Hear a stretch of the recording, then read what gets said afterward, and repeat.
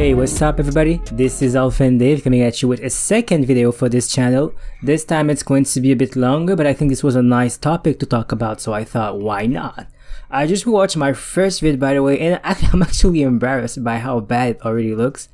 So I honestly cross my finger hoping this one will be a bit better. So again, sorry for the bad quality of the audio. My microphone is kind of cheap, but in the future the sound equipment might get better. Okay guys, so today's subject is social anxiety, insecurities, and confidence. These are three big words and they're kind of linked, but they don't mean the same thing obviously. So I thought it might be a good idea to address their meaning because people might confuse them. Because I'm seeing a lot of people with anxiety and confidence problem online. And again, I'm one of them. I have insecurities. I deeply lack confidence. And I do have social anxiety at times, though it is not crippling like, some other people out there. But I still, suffer from some of these issues. So what do these words mean? Are these traits genetically inherited? I mean, they aren't, obviously. Or are they socially acquired through lack of experiences or bad experiences from social settings? Alright, so let's get into this thing. Okay, so first, I'll start by giving a quick definition of every characteristic we're going to talk about, both my definition and a more formal, official description of the traits given to you and provided to you by Martha. Let's start on with social anxiety.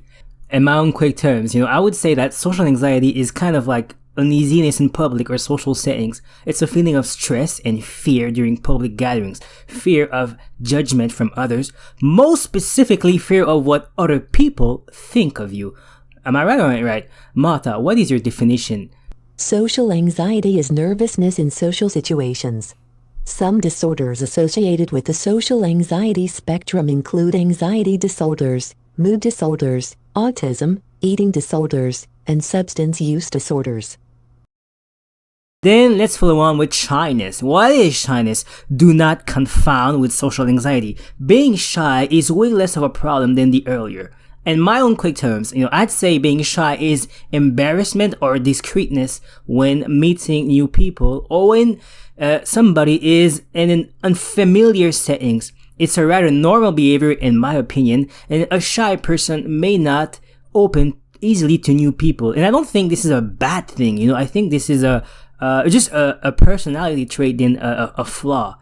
That's in my opinion. Martha, what do you have to say about this? Shyness, also called diffidence, is the feeling of apprehension, lack of comfort, or awkwardness, especially when a person is around other people. This commonly occurs in new situations or with unfamiliar people. Shyness can be a characteristic of people who have low self-esteem. Thank you, Martha. That was very formal, interesting, and kind of close to what I had, to be honest. Martha is basically reciting what she's reading on the Wikipedia. So thank you, Martha, for your good work. Introvert. Let's go on with introvert. In my own quick term, introverts enjoy being alone or doing lonesome activities. It's a person who does not necessarily find fulfillment or enjoyment in social or communal activities. I'd honestly say that it's not a problem personally. Again, for me, it's a personality trait, but it might become a problem if you have trouble to connect to others, right? Martha, what do you think of that? Tell me, what is introversion, the official kind of like scientific description of that? Introversion is a personality trait characteristic of those who are typically perceived as more reserved or reflective, particularly in contrast to their more extroverted counterparts. Some psychologists have characterized introverts as people who often find themselves mentally exhausted by prolonged periods of social interaction, and who instead generally prefer to take pleasure in more solitary activities such as reading, writing, using computers, hiking, etc. Let's keep going, we're almost done here. Let's go on with confidence. Okay, confidence, this word. Just be confident, bro! Just be confident! What is it? I'd say in my own terms, I haven't read any wiki for this. I'm just coming up with this, out of the blue, with no scientific definition behind. Confidence is being sure of your shit. And okay, more precisely, it's a place of self-assertion, self-awareness of your flaws, and most important of all, a place of acceptance. not being embarrassed about who you are and what you want in life. By the way, don't mix that up for cockiness, okay? I'm gonna skip on the wiki for this. I'm gonna skip on Marta because let's say I'm pretty confident on my definition here. And now the last one is insecurity. Well, obviously, in my own word, I'd say insecurities come from a lack of confidence, right? It's basically the antithesis of confidence. Embarrassment over some flaws you possess may be physical or psychological, social, anything, blah, blah, blah. Okay, let me get Martha for this. Martha, do your thing. Emotional insecurity or simply insecurity is a feeling of general uneasiness or nervousness that may be triggered by perceiving of oneself to be vulnerable or inferior in some way, or a sense of vulnerability or instability which threatens one's self-image or ego. Well, that was a bit more detailed than what I had in mind, but okay, thank you, Martha, for your good job. Right, so this is going to be, the subject of this video again, and as someone that struggles in social settings, this video is kind of personal and also self-explanatory to me. As someone that is trying to go MGTOW actively, I think confidence in myself, in my abilities, in my goals in life, I think it's something that is very important and something I should acquire first. So again, to any guys out there feeling like they're in shit in this world, you might relate to this. For examples, incels, forever loans, and men who have troubles dealing with the opposite sex and are often told that they lack confidence. And that it's all about, the attitude, the approach, and then of course that their personality shows them as insecure. But is that really the case? I beg to differ, and I'm going to talk about this. Okay, so, let's start with, past experiences. Why do some people lack confidence and are full of insecurities? I think in a certain way, it all comes down to past experiences, because it's all about like what we live in the past that makes what we are today, or how we were brought up by people in my society. I don't think anybody is born with insecurities. The real question we should all ask ourselves here is how much of all of this, confidence, insecurities, introversion, how much of all of this is predetermined by stuff like genetics, social class, race, sex, gender, and so on and so on. They would mostly say that, all of this, it comes from within. It's about how resilient you are as a person and how strong of a personality you have. However, I think most of us are not only, but we're mostly products of our environment. No man makes himself. There is no such a thing as confidence if there is no one to validate that confidence. And that's when the issues lie. Gentlemen, even if you're trying to fake it, there's always going to be someone out there ready to shut you down. Let me get this simple science straight for you. Some people out there, since they were kids, they receive constant, or if not at some point in their life, some form of external validation from their peers. They got encouragements, cheers, approval from their social circles, maybe friends, family, and the opposite sex. People complimenting you, laughing at your jokes, coming to talk to you, or even just like answering to you when you discuss with them. These are all forms of what you would call them social validation. Plenty of research out there demonstrates that, validation, it's not simply about your personality, but also a matter of looks. Yes, although a lot of people will deny it, but it's no brainer really. Tall men with good faces, with appealing frames and aesthetically pleasing facial features are seen as more charming, more daunting, and handsome, thus making them much more attractive, dashing, and so on and so on. The same goes with women really, because pretty looking people, they have this thing called the halo effect, is that once everything they do, whatever they say, that will always make them look like in a positive light or in a positive standing. These people, they're kind of validated throughout their lives, and there will often be advantage during dating, job interviews, and people will be more receptive to their advances. And and I think I'm pretty sure that I'm not teaching anything new to anybody here. Fire is hot and the sky is blue and all that, but let's call these people, they live the Chad experiences and this Stacy experience. The thing is, most people not Chad, they neither Stacy's, they're normies, they're average people. I mean that they live the normie experience, because basically I'll say that they have it a bit harder. They're generally supported by, a reduced subset group of, people, their close relative. It means that they have a small circle of friends, as well as, they're generally supported by their close family, mom, dad, granddad, and all that. Unfortunately, though, I think, normies, they might, and they kind of will receive some form of bullying, mockery, and they will have like relationship issues and social hardships as well. However, because these people, they receive some form of generally honest and integral validation and love from from their friends and close relative, I think that they still manage to get through life with some ounce of self-love and ever-growing confidence. I mean, they still have some issues and insecurities in them, but that's normal. And that doesn't stop them from making relationships with others and bonding with new people. They can generally ascend here in the incel lingo means that you kind of like raise your social standing and improve your quality of life. You get better connections with the opposite sex and so on and so on. So these people, they can generally ascend and improve themselves in social gatherings if they actually put the work into it. And that's what most people are, in my opinion. They're averages, they're normies, functioning adults with confident personality in some form, but with moderate reservation and inhibition in social gatherings. Okay, now let's look at the problematic people, people who suffer from social anxiety and crippling social anxiety, social outcasts. Those who are kind of like exiled and castaways of this world. Those who can't talk to anyone or stand anywhere, whether it's people without sweating dry their bladders out. For these people, any form of communication with others, it's pretty much hell. It's a battle or it's a freaking war. How does someone get to this point? Maybe they live some form of traumatic experiences in their life and they've never managed to move on past it. Now they're kind of stuck, unable to express themselves normally with others. Honestly, obviously these people live a nightmare, but I think one thing I can tell about them is that they tried. As someone who's been in this position, nobody wants to be a social castaway. So everybody at one point in their life always tried to make the effort to improve their social skills. I mean, they tried to talk to others, they tried to get their best out of themselves and connect with others. They attempted multiple times to be as natural and open as they could be, but probably never got any success out of it. Never got any positive result, or did they find any sense of fulfillment or accomplishment in it. Generally, sometimes things got worse when they actually did talk to others.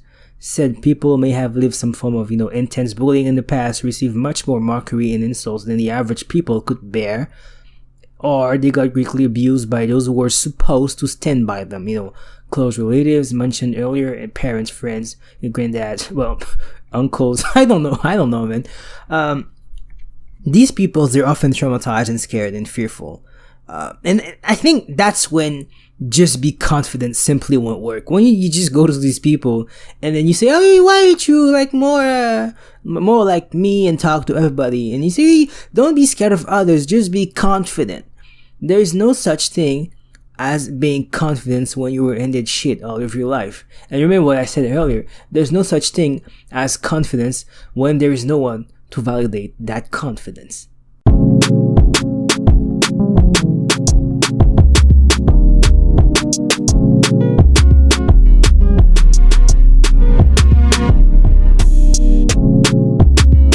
So I can't say that I am suffering from crippling social anxiety to the point where approaching people is problematic for me, though I still have my moments, especially with the opposite sex. But I can definitely understand why some peeps have trouble with the whole talking, connecting, and communicating stuff.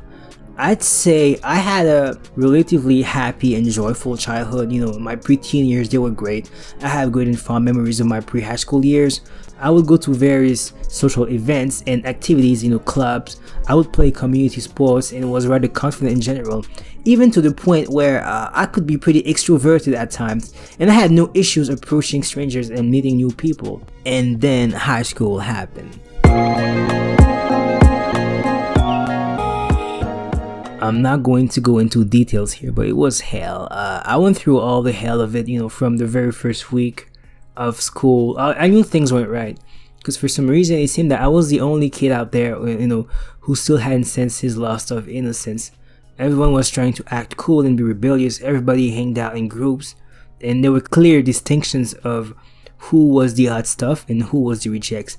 Since I was kind of like the short kids with glasses, braces, I didn't wear fancy brand clothes, I was quickly summed in the quote-unquote allowed to be bullied category. I was made fun of, mocked, picked, and physically abused like on a daily basis from, during my first 2 high school years from both guys and girls. So a quick recap of the lowest point of these 2 years. It's once I was pushed down the stairs once by my regular bullies. I rolled down the stairs, ending up unable to lift myself back up, and then they came right down to start kicking me in front of everybody. And everybody laughed. And one day some girl used to grab my shirt, pull it, and tear it to the point where it wouldn't even fit on me anymore. This kind of shit for me, that really hurt, and it really ruined my day. My chair was often kicked.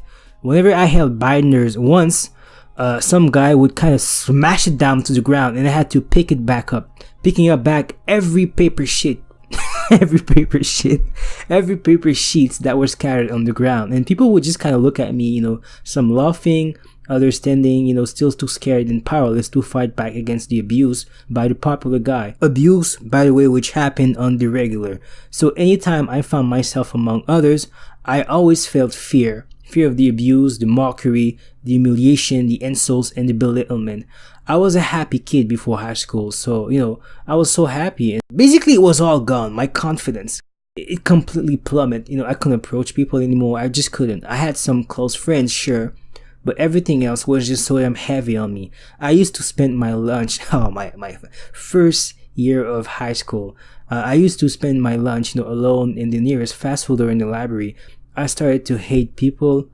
Outside of school, things weren't any better. When I was invited to chilling and parties, I was often mocked for my outfits because I didn't have the money to actually buy the cool clothes. My skinny physical features and states were often pointed at. Everybody was cool, so listening to trashy hip hop songs was the trend, and I preferred listening to game soundtracks and movie themes. I was the ridicule nerd, I guess. Honestly, high school kind of pushed me away from talking to strangers, since I often felt alienated for simply being me. The only time when people didn't mock me when I was pretending to be like them, basically cool, vulgar, and tough. However, I did hang out with my own group of small friends. We're all on the same mindset and had similar interests. So I thank these guys for being by my side during high school. Hell, I'm still good friend with them, and they kept me and my values in check, and that's really great. So I kind of survived high school because of these guys. I never had to change my personality to please others like so many people do, because I still had these very close friends I could relate to and I could freely speak to. For me, pretending being someone you're not, that's a lot of effort. So I'd rather not hang out, and stay home in such case. Pretending gets you anxious around others because the fear of being judged and criticized becomes way too crippling. I think things got slightly better during college, university, but still it was pretty bad. Honestly, I tried to ascend, as I said earlier. I already told you what ascending meant.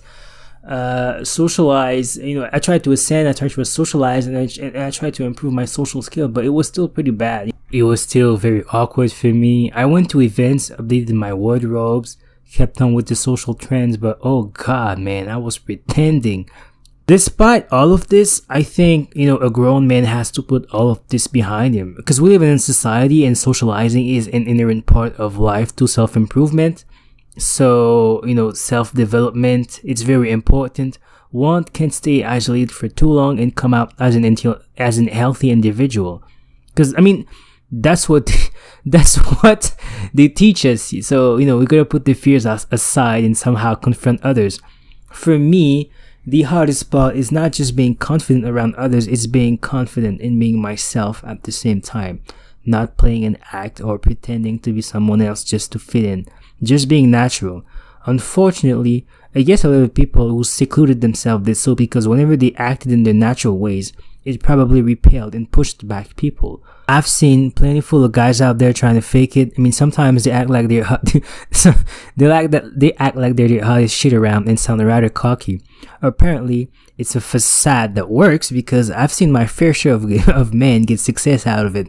I've often heard people claiming that this type of confidence, even if it's fake, it's great for your morals since you really put value into yourself. It's kind of like the saying, it says, when you fake it till you make it, or when you actually pretend to be someone until you actually think you're that someone you pretend to be. Anyway, so I mean, I guess that will work, but I can't fake it, because what would make me so special and deserving of so much positive attention when I simply know that there are 7 billion people on this planet and I'm not different or special. I'm just like everybody else. So why pretend? What I don't get why some guys, while I don't get why some guys get so much success at overconfidence and cockiness, I do comprehend though why insecurities are just a turn off or repellent for people. Nobody wants to date or be friend with a whiny bitch. That's true. Nobody wants to be friend with a whiny bitch. Because insecurities, it makes someone kind of like a victim, a weak person, and at times, when these insecurities are pushed to the extreme, said person may actually even sound mentally unstable. There's so many stories of depression, suicide, and violent aggression that stems from crippling insecurities over some dumb stuff. So my take is that these are the cards I have. I don't necessarily like them, but I have to accept them. I still gotta play this game called life. Because yes, you can win it or you can lose it. And one final statement I have about this whole matter, it's people trying to cheer you into being comfortable around others. They generally put the ignore the haters comment, Stop caring about what other people think of you. You put too much importance into, people's opinion. Yeah, okay. I mean, I get that we're not supposed to live for people and for external validation, but honestly, guys, the judgment of others actually matters. We live in a society, and as social creatures, external approval of ourselves greatly matters. There's a reason why each single day we wear a certain type of clothes. I mean, hell, there's a reason why we wear clothes at all. Lots of us will walk around naked in hot summer days if we didn't care about what people think of us. So understand that our image plays a major role in our everyday life. This image that we build by fitting in and adjusting to society is the essence of how people will talk, react, think, and respond to us. Just being dressed a certain way, or sometimes even shallow stuff like your height or the frame of your face, will make people react to you differently. No matter if it's from like a job interview, dating, friendship, and at times social interactions, your image is the greatest helper or bearer between success and failure. You cannot just ignore the haters. If you have a specific trait that you are often ridiculed for having, so you're going to be extremely self-conscious about it, because now you are aware that people treat you differently and negatively because of that specific flaw you possess. And I'm putting flaw here between quoting marks because there's a lot of stupid shit such as like skin color, body type, height, other heritage that are just an integral part of your body, and they're still you can still be belittled for having them. Alright, so I'm done with this video. And I really had a lot of trouble speaking to it. I tend to have stutter issues when speaking, which is why I kind of suffer from confidence myself, as you can see it. But it's easy to go out and say that we're all worth it, but remember that we're not dealing with the same cause here. Communication is truly hard for some, and it's really like, it's not just an issue of something that comes within them. Maybe they were belittled for it. Human can be really shitty at times, so I have no problem understanding people who suffer from social anxiety when they encounter people. Sometimes it's really a dog-eat-dog world out there.